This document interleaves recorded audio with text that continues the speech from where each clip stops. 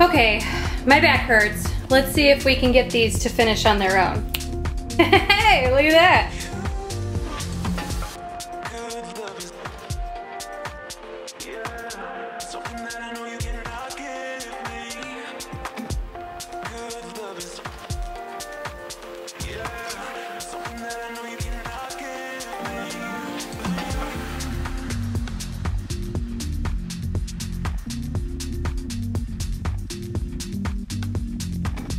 Okay, so I sprayed the E6000 on top of the pennies, which is the same thing that I did for the glitter. What I'm hoping is that it sort of also got within the cracks of each penny, so that way at least the pennies stay stable enough so when I put the resin on top, they don't shift or try to float on me or anything like that. So that is kind of the goal of this. If it doesn't work, I'm gonna have to super glue every single one of these pennies. So let's cross our fingers. Okay, so the glue worked really well. It's tacky. You can sort of feel, but obviously the glue is dry. It just took a lot longer to dry than I thought. And I am thinking that if I spray some of this on like a paper towel or something and dab it across, it'll kind of help with the patina effect. Because I did find some pretty cool pennies that were of huge inspiration. And then I can pull in my teal purple mix cool patina effect down here. So that's kind of what I have going on through my mind. I went ahead and tried it on a few pennies. I really like the look of the teal on top of it, so yeah, I mean, what's the worst that could happen? I could ruin these tables completely. Let's do it.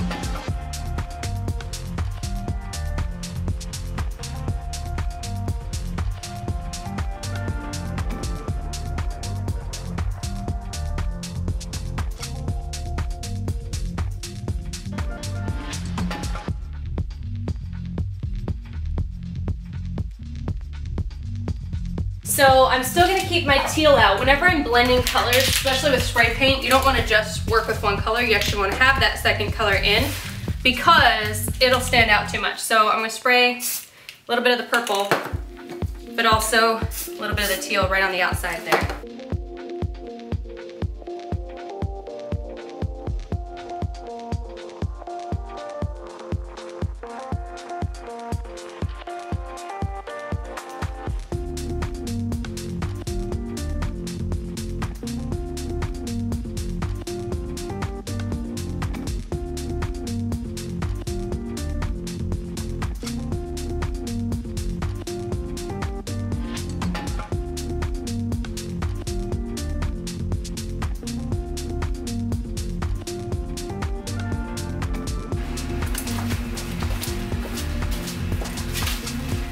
Okay, so now I have to do the bottom parts of these trays, and I want to do them the same way that I did that silver piece.